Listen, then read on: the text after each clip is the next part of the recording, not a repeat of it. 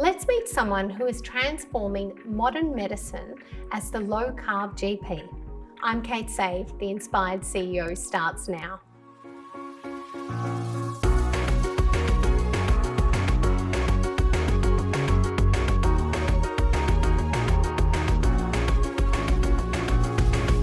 Welcome to the Inspired CEO, where each episode we explore the innovative wellness practices that are driving success and longevity in the modern business world. In this interview, we chat with Dr. Avi Charlton, known as the Low Carb GP. She is a Melbourne-based doctor and a mother of two who has built her career around helping people transform their health through real food, breathwork, and sustainable lifestyle change. As the founder of the Melbourne Low Carb Clinic and Breathe in Health, and the host of the Prescribing Lifestyle podcast, Avi shares how she has combined her medical expertise with personal experience to reverse diabetes, improve metabolic health, and empower people to live well. Thank you for joining us today, Avi. Thank you for having me, Kate. Well, I forgot to mention you are also a published author. Yes, it's so exciting. Yes, so Prescribing Lifestyle. Tell me a little bit about the book and why you've done a book. I was just inspired by a few speaker friends. Yeah. And they said, why don't you write a book? Yeah. And I started in April, Yes. so just over Easter, and then I dedicated 3-4 days and I thought I'll write a book and I'll spread all the word about how we can all empower ourselves to live a healthy life, eat real food and do lifestyle management and improve our health that way. It just shows your absolute go-getter attitude, the fact that you decided, why not write a book, and just set out some time and wrote a book. That's it. Amazing. So take me back to growing up. So were you born in Hong Kong? Yes, that's right. Yes, I was born in Hong Kong. I came when I was 18 after finishing high school in Hong Kong, and I decided that I wanted to do university in Australia. So my parents and I'm an only child, so we all came. So it's been just over 30 years that I've been living in Melbourne. Oh, wow. Yeah. So you did medicine here, and then you studied gynecology and obstetrics. That was right? a diploma. Yeah. Diploma, So I did general yes. practice. Yes. And part of the training was a diploma of gynecology and obstetrics. Yes. Which helped me look after pregnant women as a shared care GP. So the pregnant women can come and see me as a GP rather than going to hospital and lining up in the clinic all the time. So that was a good experience, checking babies and happy women that are going through pregnancy. And women love that option, I guess, if they don't want to go through the whole private health system, but still have someone that they can talk to that knows them and their body as well. Yes, it's been an amazing journey because I see these pregnant women and their newborn babies. I check them. Then a lot of them have become kids and some of them teenagers. Yeah, and you've got 2 sons yourself? That's right. Yes. Yeah, 13 and 16-year-old. So family life for you. When did you start the practice? Before kids? Before kids, yes. So I've been a GP for 20 years. Yes. And I've worked in the same clinic pretty much. Yeah. And it's been amazing just seeing kids grow up, patients grow old and helping them through all their life journeys, and having a long relationship it's pretty amazing. I feel very privileged to be involved in such a care. Yeah. And tell me, when you decided that you would start going low carb, what was that? Was that a personal journey initially? Yeah, it was a personal journey. Yeah. So maybe about 7 or 8 years ago, after I finished having babies, I had decided that I finished and I wanted to lose some weight. Yes. Because one day a patient came in and she thought I was pregnant. So I was dumbfounded and floored and feeling devastated that I've become overweight and not looking after myself, and I was tired and busy. So I decided to join the gym.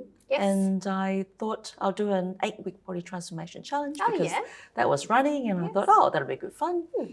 So after 8 weeks, I lost 4 kilos, 4% body fat. I had to follow a spreadsheet of what I had to eat so much carbs, so much protein and so much fat, and that was basically a low carb ketogenic diet. And I felt much better, lost a bit of tummy. So I kept looking into the science about what low carb keto is about. Yeah. And I went through some training with Low Carb Down Under, Nutrition Network, and I was so inspired to keep spreading the word that patients need to be told that following the standard diet is just damaging for everybody. Just too much sugar, processed foods, snacks, and even carbohydrates. People don't know that all your carbohydrates become sugar. Yes, yes. And I think we live in a world of convenience, and the only foods that are really, really convenient tend to be the high carb ones. They're highly processed, high in energy, and absolutely loaded with carbs. So tell me a little bit about, I guess, with the patients you see and how you would use low carb and why. Yeah, it mainly is a lot of those who want to lose weight. Yes. And how many, like what percentage of your clients would want to lose weight? Is that? It's quite a big percentage. I think the statistics tells us that 80% of the population is metabolically not healthy. Gosh. So and can you explain what that means? Metabolically not healthy just means that your body's not functioning properly. These little mitochondria in the cell, they're the house of the cell, and they're just not functioning properly, making us tired, overweight, and not producing good energy. So most people don't know about how their metabolism is working. Yes. But if they're tired and not concentrating, and their sugars might be going up and down, that might be it, or they're storing fat. And so what sorts of tests would you do with someone if they said, I want to come in, I want to lose weight? What would you start with? Yeah, quite often I would run them through a standard set of blood tests. Yeah. And even just a cholesterol profile, blood sugar. I also do a special test called fasting insulin, which not a lot of my GP colleagues don't do, which is quite disappointing because if you have high insulin, we know that they're producing too much insulin and that is way before they become diabetic. So we can catch them years before they become diabetic, tell them they can do something about it. If they eat a little bit better, reducing the carbohydrate glucose load, if they do a bit more strength training, optimize their sleep, and prioritize sleeping, they can prevent themselves from becoming diabetes. Yes, and I guess how many of your patients or what percentage would have diabetes? It's getting more and more. Yeah, I can't give you a percentage, but it's growing over the 20 years that I've been practicing as a GP. And is the age of diagnosis changing? Absolutely. It's getting younger and younger, and some 30-year-old can get diabetes. Gosh. And I haven't seen childhood diabetes, but there's a lot of childhood obesity. Gosh, yeah. And so tell me a little bit more. So they've come in, you're doing the blood test, you'll identify if they're insulin resistant or pre-diabetes or even diabetes for people that didn't know. What's the process then to help them with the first stages of changing their lifestyle? Yeah, I tell them, I try to empower them. They can take charge. They can take charge of their health and eat better. If they can reverse their pre-diabetes or diabetes, and they can lose weight by taking up some lifestyle challenges and eat a little bit better, less carbohydrates, because diabetes or pre-diabetes is mainly carbohydrate intolerance. Yes. Their body just can't break down so much glucose. And we know that all carbohydrates is glucose molecules linked together. Yes. So they really shouldn't be eating so much carbs, and a lot of dietitians or other health professionals says, eat whole grain, eat the cereal, but they are still carbohydrates. They still become glucose when they go into the tummy. Yeah, and I do think about this all the time. I've known for a very long time that having a high carbohydrate diet does not work for the majority of patients. There might be a few outstanding people that it might work for, but I would say 90% of my clients it didn't work for. So 20 years ago, I started doing this because I knew that didn't work and I couldn't prove it because all the science back then really was pro-carbohydrate and pro-breakfast cereals and low fat. But that, over time, the evidence is coming out to show that that was probably not the right thing to be doing. Absolutely. There's more and more studies coming out with therapeutic carbohydrate restriction as a therapy, as a treatment to prescribe to patients. They can actually improve the diabetes quite dramatically. And even for other conditions, not just obesity, diabetes, but even for mental health conditions, autoimmune conditions, and inflammatory conditions, and even cancer can be improved with therapeutic carbohydrate restriction. And what level would you start someone's carbohydrate restriction generally? I meet them where they're at and really depends on what they're ready to do. And some patients are really ready. They want to go all in and get rid of all the carbs and go low carb or even keto. That's great. That's up to them. But some people just need to do it slowly and one step at a time, and that's great too. And they can go small steps. So I offer them. They can have a choice and whatever is sustainable for them. Whatever they think they can do. And that's the benefit of someone coming to see a practitioner as well, because you're tailoring it to meet them where they're at. Whereas a lot of people get their information from social media or wherever they get it, and it is not tailored to them. So they say, oh, it doesn't work or it's too hard. But that's because they don't have someone like you guiding them. That's right. It is very confusing in the social media world, and some people say this and that, and I try to improve the confusion and get people to understand a bit more, and it's all tailored to their own medical condition. So what do people need to be aware of when they start reducing their carbohydrate? Quite often people have withdrawal effects or they get symptoms that makes them feel unwell, like dizziness, headache, and aches and pains, and even tired. So we call it keto flu. And in these instances, salt and electrolyte balance needs to be paid attention. And some people haven't been told that this can be the key, and then they thought, oh, it doesn't work, I still need my sugar. And then they give up. So they haven't been told that, especially in the first 2 weeks, we really need extra salt. And how do you recommend they take that? I do recommend they have extra salt in their foods.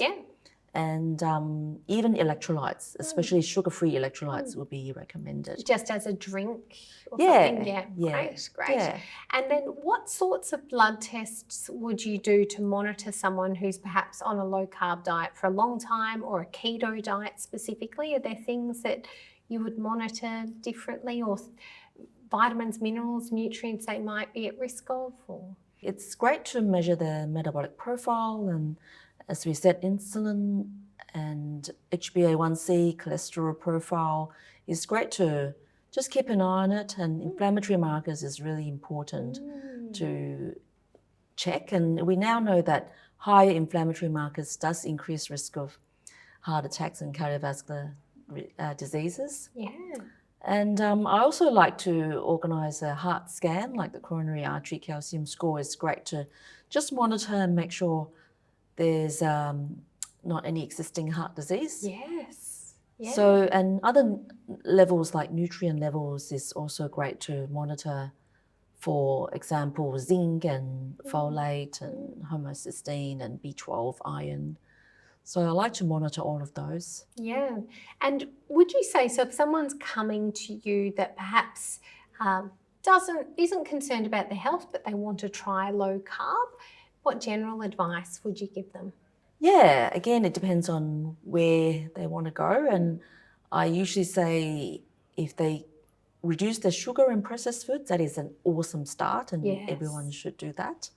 And if they want to reduce their carbohydrates, especially the white foods like bread, potato, pasta, that is even amazing. And I have also point out the fruit can be too much. And I have had women that in summer they have 3 or 5 mangoes and a Yes, bunch a of whole grapes. bunch of grapes, the bag of grapes, yes. And they think fruit Yes. is so healthy and they snack non-stop. And I see this woman liver function test through the roof, and she's just got massive fatty liver because she can't burn it all, and she's not running 10 kilometres after all the fruit. Yeah, and that's something people often don't understand is how can you treat fatty liver? What is the best treatment for fatty liver? Yeah, a lot of my GP colleagues don't realise fatty liver is quite serious, and it is a pre-diabetes condition. So when I see a little bit abnormal liver function test, I search, and quite often it's sugar and fruit, even fruit juice, and even too much carbohydrates can make fatty liver worse. Yeah. Yeah. My first experience of seeing that was working with a weight loss surgeon or bariatric surgeon. So I'd go in and watch the surgery, and for the surgeon to be able to do whatever he needed to do with the stomach, these big fatty livers had to shrink. So that was my first exposure to low carb diets, because we knew that if people went on a low carb diet for as little as 2 to 6 weeks, these giant fatty livers would go back to being small, pink, healthy livers in a small amount of time. And that blew my mind to see that contrast. Yeah, absolutely. So if that person keep doing it for longer, might not even need surgery. Yeah. And tell me what a day might look like for someone who hasn't done low carb. What might they be eating over a day? A standard diet, someone might be eating cereal or Wheat Bix, a bowl of Wheat Bix for breakfast, and then they might think they should have a snack like a muesli bar, or they might have a fruit for a morning tea snack or a bit of cake. And then for lunch, they might have sandwich with like ham and cheese, something like that. And then they might have another snack in the mid-afternoon because they might be very hungry. And then they might have dinner with it, which is spaghetti bolognese. That's quite a standard Australian diet. Yeah. But this diet is actually about 200 or 300 grams of carbs a day. Yeah. And in the low carb diet, we suggest less than 50 grams a day. Yes. And ketogenic would be less than 20 grams a day. Yes. And just to point out that we actually don't need carbohydrate at all. It's not an essential nutrient, macronutrient. We need protein, essential amino acids. Yes. We need healthy fat, the essential fatty acids. But there's no absolute human requirement to have carbohydrate and glucose. So our body can make glucose through the process called gluconeogenesis from eating protein, and we can also burn fat. Yeah. So we don't absolutely need carbs, and our brain doesn't need carbs for fuel. We can burn ketones, so we can make our own glucose. It's just very hard because it is yummy and everyone thinks they should have it and they've been taught they should have it. And it's everywhere. And this bothers me when I go to any cafeteria, any lunch place, any shop front, even anywhere that sells coffee, they will have a whole cabinet full of carbohydrates. Yes. There's no cabinet full of healthy fats and proteins. It doesn't exist in the modern world. It's quite scary. It's all about this grab and go and think about it later. And if someone was doing a low carb diet, what would that day look like for them now? I would suggest a good protein breakfast. So I would have like 2 or 3 eggs. I wouldn't have any toast with the eggs. So I would maybe make an omelette or scrambled eggs and bacon if I like it, if I feel like it. And then I don't suggest snacks, so avoiding morning tea would be great. Even milk with coffee in between meals, I wouldn't recommend that either. Yeah. Then I would suggest a lunch. So if they're going to have their coffee, have it with their eggs in the morning? That's right, yeah. So not snacking is great. Yes. And each snacks will raise an insulin, the hormone that stores fat. So for lunch, I would have a leftover from the dinner before, so I just heat it up in the microwave. And then afternoon tea is not needed, no need to snack. Yeah. And then at dinner, I would have meat and veggies. So pretty standard. Yeah. And if I need to be low carb, then I would stay away from root vegetables like potatoes and sweet potatoes and any rice and grains. Yeah. So quite often my dinner looks like a bit of steak and broccoli, cauliflower, maybe a little bit of carrots, all real food. My sons like the steaks and they have a bit of corn and fills them up until the next morning, and then I can cook an extra steak for lunch tomorrow. Amazing. And what sort of condiments would people be able to use? Yeah, you can have a bit of cheese, you can have eggs as well, you can even have a little bit of low carb sauce or olive oil, even butter is great to put on the steak, makes it yummy. You can make garlic butter, you can make a mushroom sauce. Fantastic. So it doesn't sound limiting at all. And what if someone feels like something after dinner, or, you know, they're having a sweet craving? Are there any things that are go-tos that are better for them to have? Yogurt is great, like a full-fat Greek yogurt is amazing. You can even have a few berries. Berries are great fruit, which is very low carb. Great. You can have some nuts and seeds granola go into the yogurt and berries. Yeah. Even a bit of dark chocolate is great, and even if 1 or 2 small squares, that's all you need for dark chocolate, and it fills you up and you don't need any more of that. Yes. The bitterness takes away that craving for the sweet, doesn't it? That's right. You can also search up lots of low carb dessert recipes. Yes. I just had your Be Fit Food protein ball in the tea room. That was amazing. That was yummy. Amazing. And so I guess if people are starting out here, can they buy this book, and will this help them to go on this journey? Is that a starting place? Yeah, absolutely. Yes. So they can purchase it on my website through... What's your website? It's Melbourne Low Carb Clinic, mlcclinic.com.au. And I will put it in the post. I also have another book called Low Carb Made Easy with a few recipes and a sample meal plan that they can purchase. But this is a great starting book, and I don't just talk about diet and nutrition. There's other things like strength training, circadian health, prioritizing sleep, stress management, breathwork that I put in the book to help people look a bit further. And the book isn't an aim as an end point. No. I'm hoping to open them up to explore all other things and keep learning about lifestyle. Amazing. And in terms of, I guess, thinking about people are getting started, they've got a whole new suite of recipes that they can get, and they want to make sure that they're getting good health outcomes. What are some of the things they could measure for, or would they see their GP? Because I know there's a lot of nervousness around low carb. People panic and think something bad's going to happen. Yeah, that's right. Yeah, there's a lot of misunderstanding about cholesterol. So it is described in the book, and people are most welcome to contact me if they have concerns about cholesterol, and that's a lot of consultations that I do is about cholesterol. Great. And what about people that perhaps are going to the gym and are more active? What would you recommend? If they need more energy or more calories in their day, where should they get that? Depends on if they depends on their carb tolerance and their goal.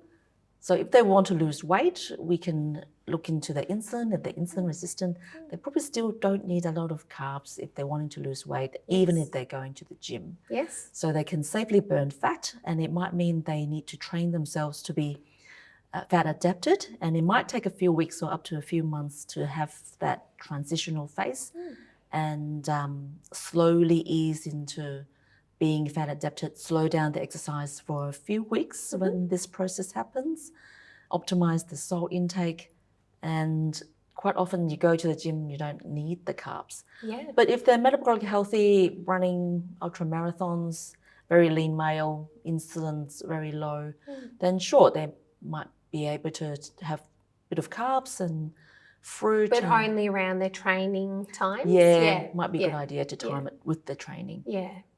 Fantastic. And I guess what's next for you? What's next is I want to spread this message a bit more, even more. Yes. So I am hoping to be a speaker. Yes. And I've done some speaking training. Going on these podcasts is amazing. And I want to teach people that they can empower themselves and speak out this word on lifestyle medicine. I love that. Thank you so much. It's so empowering to give the power back to the people and to hold their hand too, because it's a scary space when they've heard everything, the complete opposite of what maybe in your books and what you're saying, but you've got the evidence of science and 20 years of clinical experience as well. So is there anything else you want to add to it? No, I'm loving this journey, and I hope more people can be inspired to do this and I can help them.